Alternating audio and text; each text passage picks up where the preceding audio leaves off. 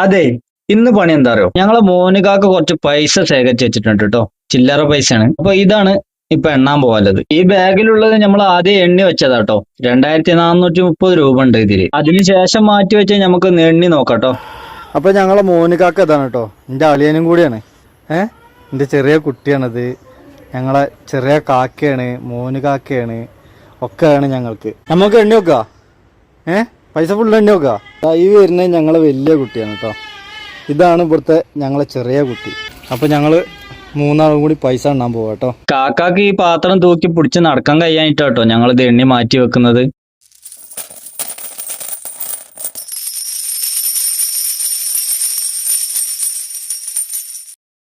പൈസ എണ്ണി നോക്കാൻ വേണ്ടിട്ട് കാക്കാനും കൂടെ വിളിച്ചപ്പോ കാക്ക വന്നിട്ടോ. പൈസ ഫുള്ളായിട്ട് ടേബിളിന്റെ മുകളിൽ തട്ടിയപ്പോ കാക്കാക്ക് അത് പറ്റിയില്ല. കാക്ക ദേഷ്യം പിടിച്ചൊരു പോക്കതാ പോണ്.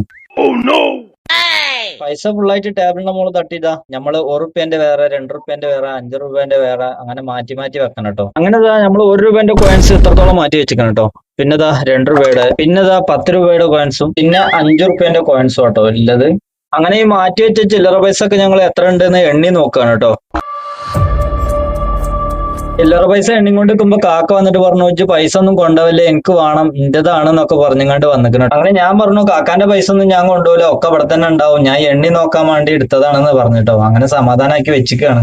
കാക്ക പറഞ്ഞു ഈ പൈസ ഒക്കെ പാത്രത്തിൽ ഇടാൻ കേട്ടോ. അപ്പൊ ഞാൻ എണ്ണി വെച്ച 1 രൂപന്റെ കോയിൻസ് കാക്കാനോട് പാത്രത്തിൽ ഇടാൻ പറഞ്ഞു കേട്ടോ. കാക്ക ഉസാറിൽ വാരി ഇടുന്നുണ്ട്. അപ്പൊ ഈ പാത്രത്തിലുള്ള ഫുള്ള് ചില്ലറ പൈസ ഞങ്ങൾ എണ്ണി കഴിഞ്ഞിട്ടോ. ഇത് ഞങ്ങൾക്ക് ആദ്യം ബാഗിൽ നിന്നും കിട്ടിയ പൈസ കേട്ടോ, 2430 രൂപ. അങ്ങനെയാണെങ്കിൽ ഇപ്രാവശ്യം ഞങ്ങൾക്ക് എത്ര രൂപ കിട്ടിയിട്ടുണ്ടാവും എന്ന് നിങ്ങൾ കമന്റ് ചെയ്യണേ.